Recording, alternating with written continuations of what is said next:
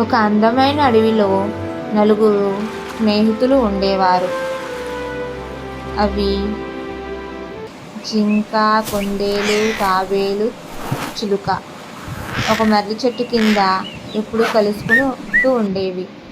అడవిలో దొరికే పండ్లను తింటూ హాయిగా జీవించేవి. చిలుక ఒకరోజు ఆకాశంలో ఎగురుతూ అక్కడ ఉన్నవన్నీ చూస్తూ ఉండేది. అక్కడికి ఒక వేటగాడు వచ్చాడు. జింకను చూసి దాక్కున్నాడు.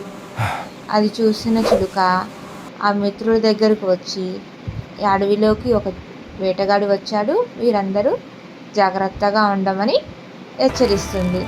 జింక ఒక సరస్సు దగ్గరకు వచ్చి నీరు తాగుతుండగా ఆ వేటగాడు జింకను ఒక వలలో బంధిస్తాడు.